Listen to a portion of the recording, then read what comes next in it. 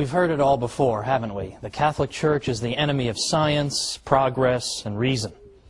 Well, it's all nonsense, and we're going to debunk it mercilessly. Join me right now for the Catholic Church, Builder of Civilization.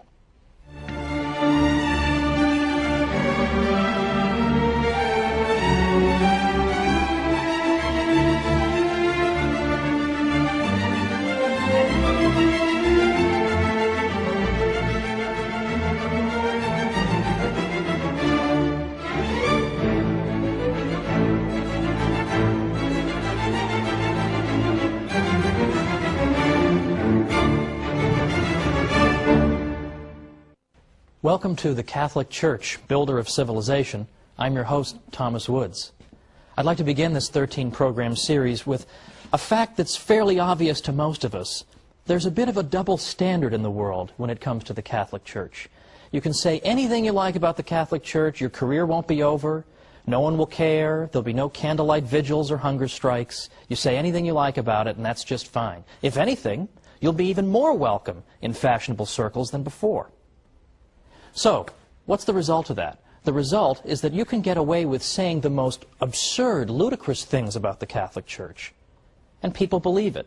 People are inclined to believe every ridiculous calumny against the Catholic Church.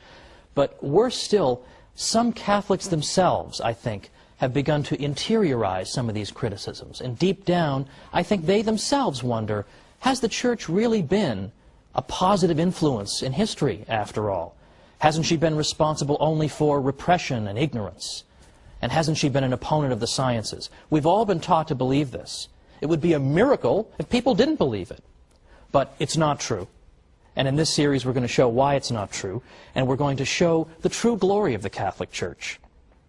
Now, the attacks on the Catholic Church and on religious belief in general have accelerated just over the past 5 years or so.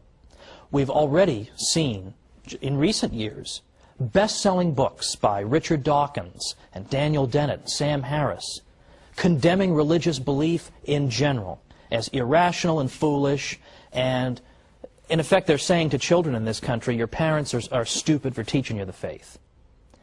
Worse than that is that after the July 7th, 2005 bombings in London, what we began to see is this trend, that Islamic terrorism is now giving intellectuals an excuse to oppose all religion.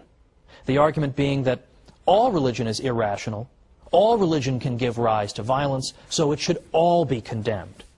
So, for example, in Scotland's Sunday Herald, we read Muriel Gray saying, "The cause of all this misery, mayhem, violence, terror, and ignorance is, of course, religion itself." And she called religion Dark Ages nonsense.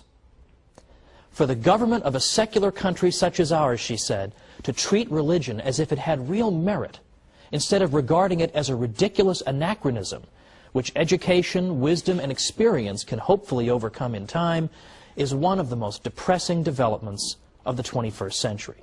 Now, I'll leave aside the fact that she doesn't know how to use the word hopefully correctly. That's another matter. The point is, this is our critic. Another critic, Polly Toynbee in the London Guardian, said, "It is now time to get serious about all religion and draw a firm line between the real world and the world of dreams." In the London Spectator, Matthew Paris said, "What unites an extremist mullah with a Catholic priest or evangelical Protestant minister is actually much more significant and interesting than what divides him from them." Well, these criticisms have become routine. Day in and day out we hear them. All religion is the enemy of progress. But the Catholic Church in particular is consistently viewed as the enemy of science and progress and knowledge. Consistently. Now, why is that? How did that happen? In part, it began 200 years ago or more in the so-called Enlightenment, which was a period in 18th century European history in which the intellectual classes became extraordinarily hostile to the Church. They disparaged the Middle Ages consistently. In fact, that's why they had the word Enlightenment. Because the idea was that before the Enlightenment, before the wonderful 18th century, all we had was misery and backwardness and ignorance fostered by the Catholic Church. But now, thankfully, We have secular intellectuals to bring us enlightenment. I sometimes think that the most depressing job on earth must be to be a history professor who teaches about the Middle Ages. It must be the most depressing job on earth. All day long, you lecture about the Middle Ages. And you say, the Middle Ages weren't so bad. In fact, a lot of great things happened in the Middle Ages. Catholic Church made a lot of great things possible. You lecture on this all day long. You write books and articles on it. You even appear on television. You appear on radio, and you talk about it. And what happens? You get home at night, you turn on the TV, nothing you've done has made any effect. Everybody still believes the Middle Ages was a time of ignorance and repression, and it was all the fault of the Catholic Church. All of that stuff, in effect, cannot be dislodged. It must be extremely depressing. Now, why are these falsehoods so resistant to the truth? Why is it so hard to get people to change their minds on this?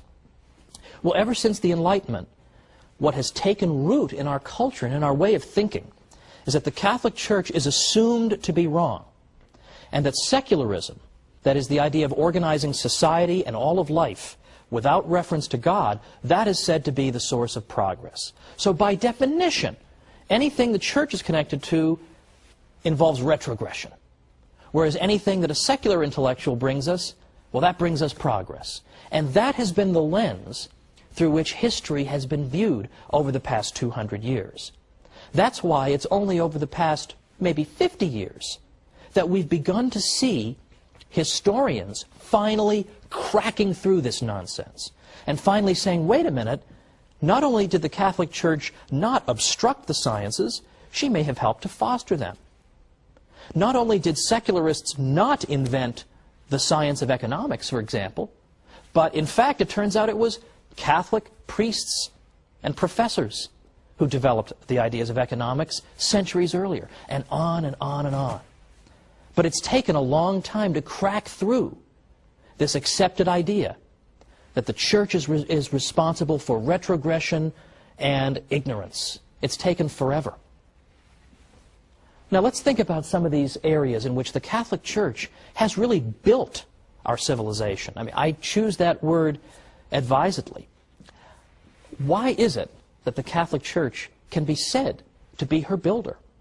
Well, for example, consider how we think about charity, charitable work. We think that you're engaged in charity when you help somebody without any expectation of a reward. When you do it because it's good and it's right to do it. You do it because you know that in the grand scheme of things, that unfortunate person is in some sense your equal, having been made in the image and likeness of God. And so you help that person. You don't help that person because you expect 3 years down the road to revisit him and say, remember that $15 I gave you, why don't you cough it up? Or to revisit him and say, I need votes, I need some political support, why don't you come help me? We don't do it so we can tell the whole world, hey, look at what a great guy I am, I just gave that guy $10.